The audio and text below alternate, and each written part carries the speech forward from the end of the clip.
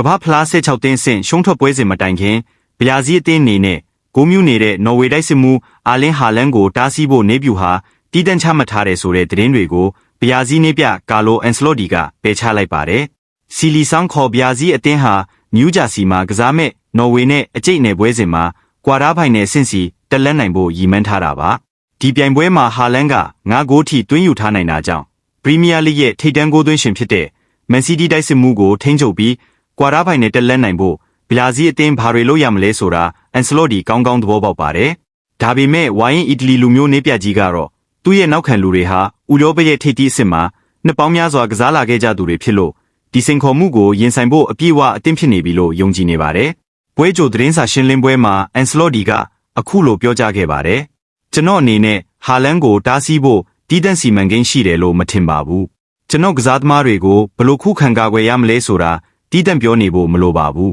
။သူတို့အချင်းချင်းလဲအကြိမ်ကြိမ်ရင်ဆိုင်ဖူးကြပါတယ်။အခုအချိန်မှာကျွန်တော်တို့အသင်းကအကောင်းဆုံးခြေအနေမှာရှိနေပေမဲ့ပိုကောင်းအောင်တော့ဆက်ပြီးစူးစမ်းရဦးမှာပါ။ဟာလန်ဘယ်လိုကစားတတ်လဲဆိုတာလူတိုင်းသိပြီးသားဖြစ်လို့သူ့ကိုဘယ်လိုထိန်းရမလဲဆိုတာနောက်ခံလူတွေကိုကျွန်တော်ထပ်ရှင်းပြနေစရာမလိုပါဘူး။လို့ပြောသွားပါတယ်။တနင်္ဂနွေနေ့ညမလိုက်ကွင်းမှာကစားမဲ့ပွဲစဉ်ဟာကလက်အသင်းဖော်နဲ့ပြိုင်ဘက်ချင်းနိုင်ငံတကာပွဲစဉ်မှာပြန်လည်ရင်ဆိုင်ရမယ့်ပွဲလေးဖြစ်ပါတယ်။အာဆင်နယ်နောက်ခံလူဂါဘရီယယ်မာဂါဒိုင်းစ်ဟာဘရာဇီးရဲ့ခံစစ်ကိုဦးဆောင်ပြီးပရီးမီးယားလိမှာအမြဲတမ်းထိတိုက်တွေ့နေကြတိုက်စစ်မှုနဲ့ပြန်လည်ရင်ဆိုင်ရမှာပါ။ဒီလိုရင်းနှီးကျွမ်းဝင်မှုရှိနေတာကကမ္ဘာဖလား9ကြိမ်ချန်ပီယံဘရာဇီးအသင်းအတွက်အကျိုးရှိစေမှာဖြစ်ပြီးဒီပွဲနိုင်ရင်တော့ကွာတားဖိုင်နယ်မှာအင်္ဂလန်တို့မဟုတ်မက္ကဆီကိုအသင်းနဲ့တွေ့ဆုံနိုင်ခြေရှိနေပါတယ်။နေပြကတော့သူတို့တွေဟာလန်နဲ့အကြိမ်ကြိမ်ကစားဘူးတာကြောင့်ကျွန်တော်တို့ကတော့ပွဲအတွက်အကောင်းဆုံးပြင်ဆင်ဖို့ပြိုင်ဘက်ရဲ့အခြေခံကစားဟန်ကိုနားလည်ဖို့ပဲအာယုံစိုက်ထားပါတယ်။နော်ဝေကတိုက်စစ်ပိုင်းအရန်အနေအများတဲ့အသင်းဆိုတာတည်ထားပါတယ်။သူတို့ကကစားကွက်ပုံစံစနစ်ကြပြီးအဖွဲ့စည်းကောင်းတဲ့အသင်းမို့ကျွန်တော်တို့အကောင်းဆုံးပုံစံနဲ့ကစားရပါလိမ့်မယ်။ပြီးခဲ့တဲ့ဂျပန်နဲ့ပွဲမှာခက်ခက်ခဲခဲကစားခဲ့ရပြီးနောက်ပိုင်းအသင်းကယုံကြည်မှုရှိနေလို့လက်ရှိမှာအကောင်းဆုံးပုံစံအတိုင်းကစားနိုင်မယ့်အချိန်ဖြစ်တယ်လို့ယူဆပါတယ်။လို့အန်ဆလော့တီကဖြည့်ဆွတ်ပြောကြားခဲ့ပါတယ်။ဘရာဇီးအသင်းဟာ32တင်းစစ်မှာဂျပန်အသင်းကိုဂါဘရီယယ်မာတင်နယ်လီရဲ့နာကျင်ချိန်ဖို့အနိုင်ဂိုးနဲ့ရင်သက်ရှုမောဖွဲ့အနိုင်ရခဲ့ပြီးနောက်ဒီပွဲစဉ်ကိုတက်လန့်လာခဲ့တာပါ။ဒါပေမဲ့အသင်းမှာဒဏ်ရာရသတင်းကောင်းနဲ့သတင်းဆိုးတွန်တွဲနေပါတယ်။ကွင်းလေလူလူကတ်ပတ်ကေတာကတော့ပြီးခဲ့တဲ့အဆင့်မှာပေါင်နောက်ကျောဒဏ်ရာရရှိခဲ့တာကြောင့်နော်ဝေနဲ့ပွဲကိုလွဲချော်မှာဖြစ်လို့ကွင်းလေပိုင်းမှာဟာကွက်တစ်ခုဖြစ်သွားနိုင်ပါတယ်။သို့တော်လည်းစပိန်ကလက်ဘာစီလိုနာတိုက်စစ်မှုယာဖင်ညာကပေါင်ဒဏ်ရာကနေပြန်သက်သာလာပြီးပွဲထွက်နိုင်ခြေရှိနေတာကဘရာဇီးအတွက်သတင်းကောင်းဖြစ်ပြီးအန်ဆလော့တီအတွက်တိုက်စစ်ပိုင်းရွေးချယ်စရာပိုများလာစေမှာပါ။တစ်ဖက်မှာလည်းနော်ဝေအသင်းဟာဂျူလီယန်ရန်ယာဆန်နဲ့ဟွန်ဂီယန်ပီတာဆင်တို့ရဲ့ကြန့်ခိုင်မှုပိုင်းအတွက်စိုးရိမ်နေရပေမဲ့နေပြစတာလီဆိုဘာကန်ကတော့သူ့ရဲ့ခံစစ်ပိုင်းနေနဲ့ဘရာဇီးရဲ့တိုက်စစ်တံကိုတောင်းခံနိုင်လိမ့်မယ်လို့မျှော်လင့်နေပါတယ်။နော်ဝေနေပြဆိုဘာကန်ကလည်းအခုပွဲစဉ်ဟာဟာလန်နဲ့ဘရာဇီးရဲ့ကမ္ဘာအဆင့်ဗဟိုနောက်ခံလူ2ဦးဖြစ်တဲ့ဂါဘရီယယ် PSG နောက်ခံလူမာဂွင်ညိုက်တို့ရဲ့ထိတိုက်တွေ့ဆုံမှုတသက်တင်မဟုတ်ဘူးလို့ဆိုပါတယ်။တကဘာလုံးကရွှေဖနက်ဆုလိုပွဲဝင်ဟာလန်ကိုစောင့်ကြည့်နေကြပေမဲ့နောက်တစ်ဆင့်တက်ဖို့ကအတင်းလိုက်ဆူဆီးမှုအပေါ်မှာပဲမူတည်တယ်လို့သူကယုံကြည်နေပါတယ်။ဆိုဘာကန်ကဘရာဇီးမှာဒီပြိုင်ပွဲရဲ့အကောင်းဆုံးခံစစ်အတွဲရှိနေပါတယ်။သူတို့နှစ်ယောက်လုံးကနိုင်ငံတကာထိပ်သီးအဆင့်ကစားသမားတွေပါ။ဒါကြောင့်အာလင်းဟာလန်နဲ့သူတို့ကြားမှာအကျိတ်နယ်ရှိမှသေးချပေမဲ့ကျွန်တော်အတွက်ကတော့ဒါဟာဘရာဇီးနဲ့နော်ဝေတို့ရဲ့အတင်းလိုက်ပွဲစဉ်သာဖြစ်ပါတယ်။ဘရာဇီးကအလားအလာပိုကောင်းတာအမှန်ပါပဲ။ဒါပေမဲ့ကျွန်တော်တို့သူတို့ကိုအကောင်းဆုံးရှင်ကစားနိုင်ဖို့မျှော်လင့်ထားပါတယ်။ကျွန်တော်တို့ဘက်ကအကောင်းဆုံးထက်ပိုတဲ့ခြေစွမ်းမျိုးပြနိုင်မှသာအခွင့်အရေးရှိမှာပါလို့ပြောကြားသွားခဲ့ပါတယ်။အင်္ဂလန်အသင်းဟာကမ္ဘာဖလားကွာတားဖိုင်နယ်အဆင့်ကိုတက်လှမ်းနိုင်ဖို့အတွက်တမိုင်းဝင် ST ကကွင်းကြီးထဲမှာမက္ကဆီကိုအသင်းနဲ့ရင်ဆိုင်ရတော့မှာဖြစ်ပါတယ်။ဒီပွဲမှာအင်္ဂလန်တို့ရင်ဆိုင်ရမှာကတနိုင်ငံလုံးရဲ့ပြင်းပြတဲ့စိတ်ဆန္ဒတစ်ခုတည်းတင်မဟုတ်ပဲသူတို့ကိုဖိစီးနှိပ်စက်နေတဲ့တမိုင်းဝင်အတိတ်ဆိုးတွေပါဝင်နေပါတယ်။ပွဲမစတင်မီ24နာရီလိုကလေးကမက္ကဆီကိုစီးတီးမြို့တော်ရဲ့လေထုဟာအပူရှိန်မြင့်တက်နေခဲ့ပါပြီ။ပါစီယိုဒီလာဒီဖော်မာတမိုင်းဝင်လမ်းမကြီးတစ်လျှောက်မှာအေယာမစခရင်ကြီးတွေထောင်ထားပြီးကားဟုန်းတန်တွေလည်းတညင်ညံဆူညံနေခဲ့ပါတယ်။မက္ကဆီကိုလူမျိုးတွေရဲ့ဘားစဖျားမှာတော့တနင်္ဂနွေနေ့ညကျရင် ST ကကွင်းကြီးထဲမှာဘာတွေဖြစ်လာမလဲဆိုတဲ့အကြောင်းအရာတစ်ခုတည်းသာရှိနေပြီးအင်္ဂလန်အသင်းအနေနဲ့တနိုင်ငံလုံးအုံအုံကြွကြွဖြစ်နေတဲ့မက္ကဆီကိုရဲ့အရှိန်ဟုန်ကိုတားဆီးနိုင်မလားဆိုတာစိတ်ဝင်စားနေကြပါတယ်။တနိုင်ငံလုံးကိုရက်တန့်သွားစေမဲ့ဒီပွဲကြီးပွဲကောင်းကိုလူတိုင်းမျှော်လင့်ဆောင်စားနေကြတာပါ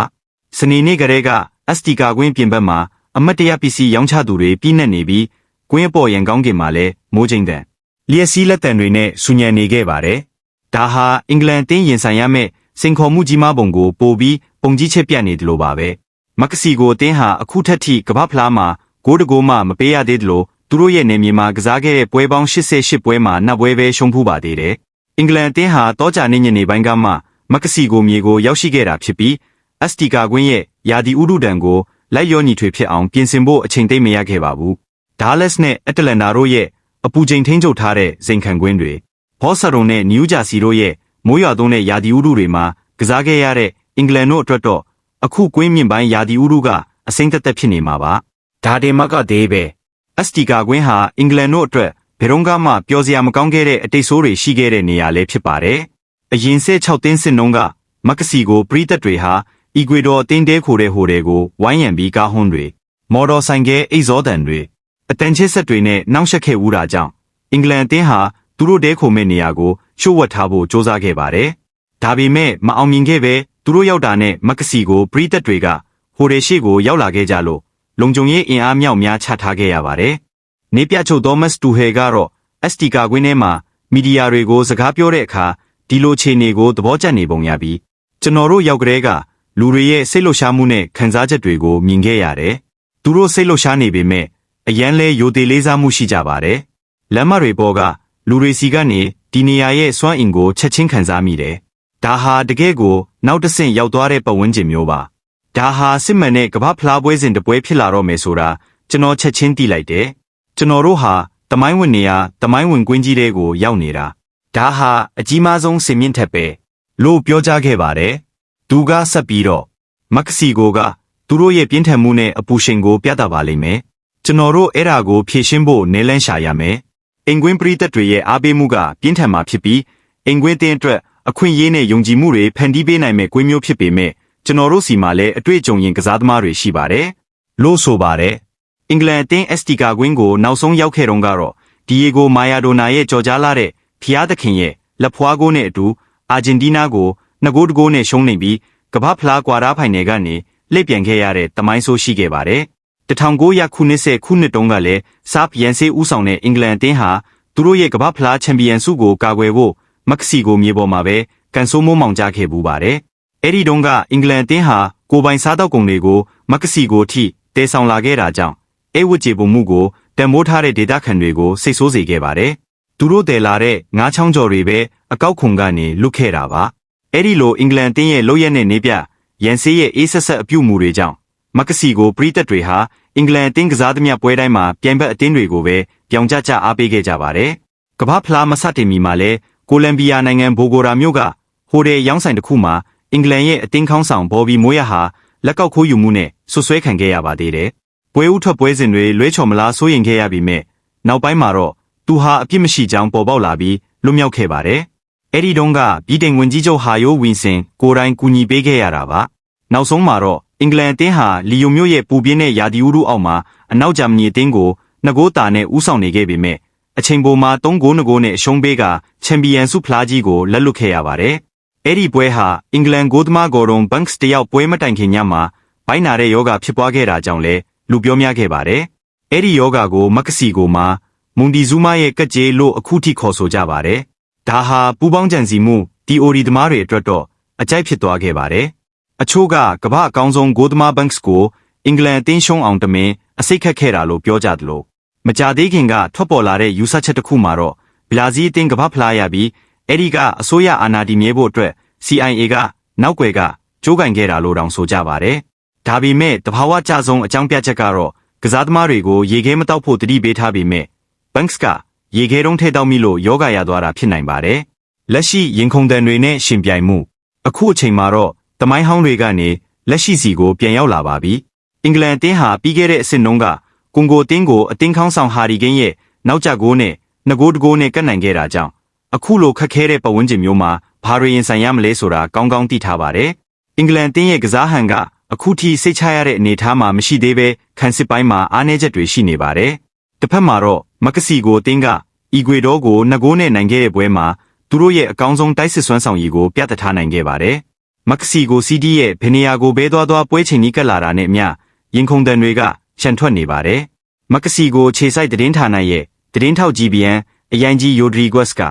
ဒါဟာမက္ကဆီကိုဘောလုံးသမိုင်းမှာအရေးကြီးဆုံးပွဲဖြစ်တယ်လို့ ST ကာကွင်းကြီးရဲ့သမိုင်းမှာလည်းအရေးကြီးဆုံးပွဲပါ။မက္ကဆီကိုအသင်းကမ္ဘာ့ဖလားကွာတားဖိုင်နယ်ကိုမတက်နိုင်ခဲ့တာနှစ်ပေါင်း40ရှိပါပြီ။တနိုင်ငံလုံးကဒီတစ်ချိန်မှာတက်လက်နိုင်ဖို့အိမ်မက်မက်နေကြတာ။အင်္ဂလန်လိုအသင်းကြီးနဲ့ကစားရတာကပိုပြီးအဓိပ္ပာယ်ရှိပါတယ်။ကျွန်တော်တို့ဒီမှာပရီးမီးယားလိကိုကြည့်ကြတော့ဟာရီကိန်းဘူကာယိုဆာဂါနဲ့ဂျုတ်ဘလင်ဟန်တို့ကိုတီးကြတယ်။သူတို့ကကမ္ဘာအကောင်းဆုံးကစားသမားတွေလေ။မက္ကဆီကိုအသင်းကကိုယုံကြည်မှုရှိပေမဲ့အင်္ဂလန်အသင်းဖြစ်လို့အလွန်အကျွံယုံကြည်တာမျိုးတော့မရှိပါဘူး။မက္ကဆီကိုအသင်းကကောင်းမွန်ပြီးအခုထိဂိုးမပေးရသေးဘူး